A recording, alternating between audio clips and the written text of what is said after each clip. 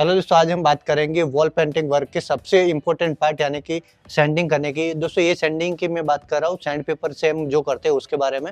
ये हम sending old wall पर कर सकते हैं, प्राइमर पे की होती है या फिर हम नई जो वॉल पुट्टी की है वहाँ पे की होती है। मेन तौर पर तो हमें जो वॉल पुट्टी है वहाँ पे सैंडिंग करने की ज़रूरत होती है और वो फिनिशिंग के साथ करने की ज़रूरत होती है, क्योंकि हम सैंडिंग नहीं करते तो हमारी वॉल है वो उबड़-खाबड़ रह जाती है, वो अनइवन रहती है। वैसे हर कोई जो हेल्पर भी होता है वो भी सैंडिंग कर लेता है, ऐसा नहीं कि नहीं कर पाता है, पर वो सैंडिंग प्रॉपर्ली नहीं हो पाती है। एक जो लेयर में चाहिए ना हमें फिनिशिंग वाली सैंडिंग, वो नहीं हो पाती है। तो दोस्तों वीडियो में बने रहना, मैं आपको सिखाऊंगा कि प्रॉपर्ली आप फिनिशिंग के साथ सैंडिंग किस तरह से कर सकते हो। और सैंडिंग करने के लिए सबसे पहले जिस तरह से 2 कोट पुट्टी हो जाए उसके बाद की मैं आप बात कर रहा हूँ, ये आप ट्रिक ओल्ड वर्क पर भी कर सकते हो और प्राइमर वर्क पे ही कर सकते हो। अभी मैं यूज़ कर रहा हूँ वो 220 नंबर का पेपर यूज़ कर रहा हूँ। आप जो अगर लगे कि वॉल पे जो पुट्टी के 2 कोट वो थोड़ी मोटी है और वो फिनिशिंग के साथ नहीं लगाई हुई, तो वहाँ पे आप 150 नंबर का पहले पेपर यूज़ कीजिए और उसके बाद 220 या फिर 320 नंबर का यूज़ करके सैंडिंग करना स्टार्ट कीजिए। अभी मैं जो वॉल है वो थोड़ी स्मूथ फिनिश के साथ अच्छे से की गई है, तो उसके लिए मैं 220 नंबर का पेपर से ही इसे घिस के आपको दिखाने वाला हूँ। किस तरह से घिसना है वो सब मैं डिटेल में दिखाऊंगा, तो वीडियो को छोड़ के मत जाना, आपको पूरी इन्फॉर्मेशन दूंगा मैं। सबसे पहले तो इस तरह से पूरा एक सीट आता है, A4 साइज का ही सीट आता है पेपर का। ये अभी मैं यूज़ कर रहा हूँ कुमी कंपनी का अजेक्स पेपर यूज़ कर रहा हूँ। आप चाहो तो अपने हिसाब से जो मार्केट में अवेलेबल है वो पेपर यूज़ कर सकते हो। अब ये पेपर को बीच में से इस तरह से फोल्ड कर लेना है, हमें सेंटर से फोल्ड करना है ताकि हमें जो A4 साइज का पेपर हो उसके 2 पार्ट मिल जाए और इसे यहाँ से काट लेना है। अभी ये हमने आधा पेपर कर लिया है, इसे हमें 3 पार्ट में डिवाइड करना है। देखो अभी इसे काटना नहीं है, इस तरह से फोल्ड करना है पहला। आप देख सकते हो नीचे से इसे प्रेस कर देना है और ऊपर से इस तरह से। तो ये हमारा पेपर सैंडिंग करने के लिए और पकड़ने के लिए रेडी हो चुका है। पकड़ने का तरीका मैं बता दूं, 3 उंगली ये लेनी है हमारी और पेपर के ऊपर इस तरह से रखनी है, पीछे अंगूठा इस तरह से रखना है और इसे हमें घिसना स्टार्ट करना है। दोस्तों अगर ऐसे कंडीशन में जहाँ पे आपको घिसना हो, जहाँ पर लाइट कम आ रही है या फिर आप इंटीरियर में घिस रहे हो, तो मैं उसको सजेस्ट करूँगा कोई ट्यूबलाइट ले लीजिए या फिर गोला लगा के ले लीजिए और फिर पेपर आप घिस रहे हो उसके साथ वो ट्यूबलाइट ऐसे करके लगाओ तो अच्छा होगा, जैसे कि मैं अभी आपको दिखा देता हूँ एक एग्जांपल के लिए। अब दोस्तों ये इस तरह से लाइट करने से फ़ायदा ये होता है कि जो पुट्टी की है ना उसके अंदर जितने भी माइनर से भी उबड़ खाबड़ या फिर जो भी पुट्टी की वजह से पैचेस पड़े हैं ना वो सब अच्छे से दिख जाते हैं, तो ये फ़ायदा रहता है और तो अच्छे से हम घिस सकते हैं। अब बात दोस्तों हम करते हैं कि मैं अभी जैसे कर रहा हूँ ये एक्सटीरियर वॉल पर कर रहा हूँ सैंडिंग, यहाँ पर पुट्टी हमने की थी, तो इसे कैसे करना है तो उसके लिए थोड़ा नज़दीक आ जाते हैं और मैं आपको अच्छे से पहले दिखा देता हूँ कि हमें घिसना क्या होता है पुट्टी में। पूरी जगह पे घिसना होता है ऐसे जरूरी नहीं है, मोस्ट ऑफली क्या पहले सैंडिंग करना होता है वो मैं दिखाता हूँ आपको। पहले यहाँ पर दोस्तों आप देख सकते होगे इस तरह का निशान है, ये हमें घिसना पड़ता है, ये घिसना पड़ता है, ये फिर यहाँ पर ये आप देख रहे हो ना लाइन लाइन लाइन लाइन जैसा, ये पुट्टी का जो ब्लेड होता है ना वो खींचते टाइम अटक अटक के चला हो तो ऐसी लाइन बनती है। या फिर यहाँ पर देखो ये वाली निशान है ना, ये पुट्टी का ब्लेड हमने घुमाया तब होता है। या फिर ये जो पार्ट्स बना है ना पूरा, ये पार्ट तब बनता है कि जब हमने पुट्टी एक बार कर दी और फिर थोड़ा आगे चले गए और फिर से यहाँ पर हमने घिसना स्टार्ट किया है, तो पुट्टी थोड़ा सूख जाती है, तो उसकी वजह से इस तरह की लेयर बनती है। ये बात हमें सब ध्यान में रखनी है और इसी जगह पे हमें घिसना पहले स्टार्ट करना है और फिर बाकी जगह पे घिसना होता है। पहले तो पेपर को पकड़ना है और इस तरह से घिसना है, जैसे ऊपर से नीचे की तरफ एक लाइन में घिसना स्टार्ट करना है।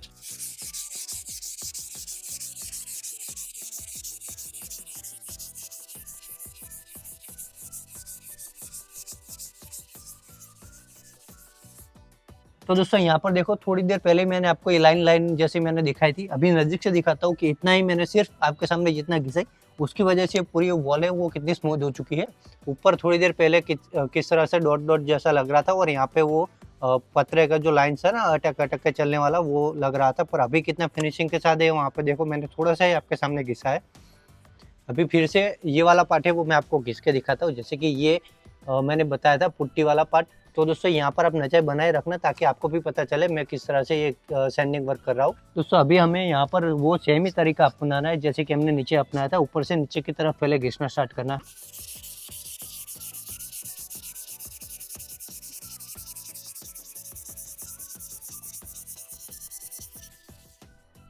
तो आप दोस्तों देखो जैसे कि मैंने आपके सामने ये पूरा घिस दिया है और पहले किस तरह से लग रहा था, यहाँ पर ये साइड में है ऐसा पार्ट दिख रहा था और अभी जस्ट आपके सामने घिसा तो किस तरह से लग रहा है। तो ये तरीका होता है अच्छे से सैंडिंग करने का। और अगर दोस्तों आपको पूरे वॉल पर सैंडिंग वर्क करना है तो किस तरह से कर सकते हो 2 कोट पुट्टी के बाद, वो अभी मैं दिखाता हूँ। जैसे कि पेपर लिया है हमने, यही पेपर यूज़ करना है और पूरे में मतलब ऊपर से नीचे स्टार्ट ही कर देना है, कहीं पे रुकना नहीं है। पहले तो हमने इस तरह से जो बड़ा-बड़ा पार्ट था वो घिस लिया है। अभी हमें पहले से स्टार्ट कर देना है जहाँ से हमारी वॉल की पुट्टी करनी स्टार्ट हुई है। जैसे कि यहाँ पर आप देखो,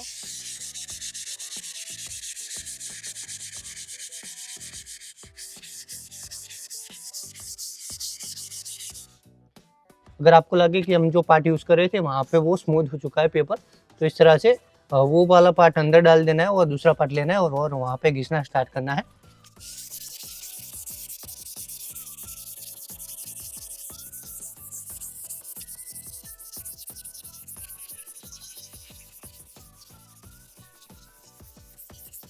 और दोस्तों मैं एक बात आपको बताना चाहूँगा, अगर आपका बजट है, आपको ये हाथ से इस तरह से नहीं घिसना है, तो मशीन भी अवेलेबल आता है जो उसे ड्राई वॉल सैंडर कहते हैं।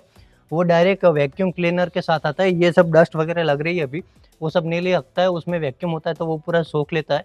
अगर वो चाहिए तो मैं उसके लिंक डिस्क्रिप्शन में दे दूँगा, वहाँ पे जाके आप खरीद सकते हो। और आपका उतना भी बजट नहीं है तो 200-300 रुपये में ये ब्लेड है ना, ये पेपर, इसे लगाने के जैसा एक हैंडल जैसा आता है और इसे हैंडल से पकड़ के इस तरह से घिस सकते हो। उसमें भी वॉल की अच्छे से फिनिशिंग के साथ आती है, ऊबड़-खाबड़ रहने का चांस नहीं रहता है। तो वो हैंडल भी चाहिए तो मैं उसके लिंक भी नीचे डिस्क्रिप्शन में दे दूँगा। अभी ये यहाँ तक हमने आपके सामने घिस दी, पूरी घिस के आपको मैं जल्दी-जल्दी दिखा देता हूँ।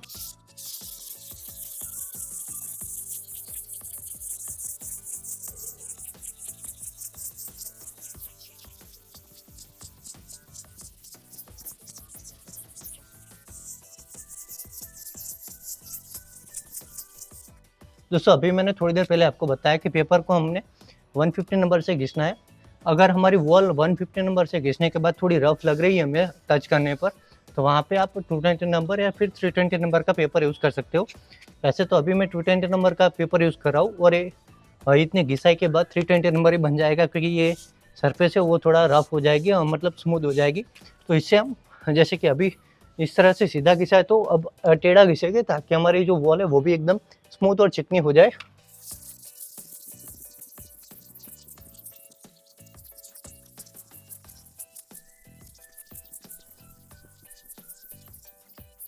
दोस्तों इतना सारा मैंने आपको सैंडिंग करके दिखा दिया, पर अपनी सेफ्टी के लिए कुछ नहीं बताया। तो मैं यहाँ पर मास्क यूज़ करता हूँ। ये सब तो मैं आउटडोर कर रहा हूँ, इसलिए हवा भी ज़्यादा है तो सारा डस्ट उड़ के चली जाती है। आप इंडोर में कर रहे हो तो मास्क वहाँ पे कंपल्सरी पहनना चाहिए, और हाथ में अगर आपको लग रहा है कि पेपर की वजह से चुभ सकता है तो वहाँ पे ग्लव्स भी आप पहन सकते हो।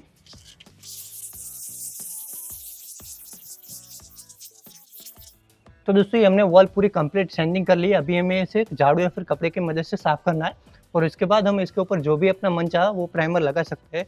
अभी मैं आपको नज़दीक से दिखा देता हूँ, थोड़ी देर पहले दिखाई थी आपको वॉल की कंडीशन किस तरह से थी और ये सैंडिंग करने के बाद कितनी स्मूथ हो चुकी है। यहाँ पर आप दोस्तों देख सकते हो, जैसे कि ये आपको लग रहा है ये कुछ बचा नहीं है, सिर्फ डस्ट है। देखो यहाँ पर सिर्फ डस्ट डस्ट बची है और ये कितनी वॉल कितनी स्मूथ तरीके से पूरा घिस गया है। देखो नीचे भी आप देख सकते हो कितनी अच्छी तरीके से पूरा घिसा है।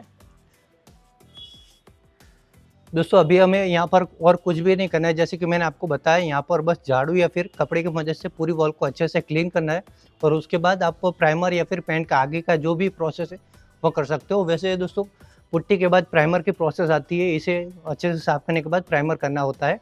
तो इसके ऊपर अब प्राइमर करने के लिए वॉल रेडी हो चुकी है। दोस्तों ये प्रोसेस और ये तरीका आपको पसंद आया है तो वीडियो को लाइक कर देना और चैनल को सब्सक्राइब भी कर देना, और हो सके तो अपने दोस्तों के साथ शेयर भी कर देना। तो आज के लिए बस इतना ही। अगर दोस्तों आपकी डिमांड रही कि इस पे आप बताओ कि प्रॉपर तरीका प्राइमर लगाने का क्या होता है, तो वो भी मैं आपके साथ शेयर करूँगा। उसके लिए आप मुझे कमेंट करना, मैं पूरी कोशिश करूँगा वो वीडियो आपके साथ जल्दी लेके आऊँ अगर कमेंट आया तो। दोस्तों आज के लिए बस इतना ही, मिलते हैं किसी और ऐसे ही पेंटिंग वर्क रिलेटेड टॉपिक के साथ। तब तक के लिए बाय बाय, धन्यवाद, अपना ध्यान रखना।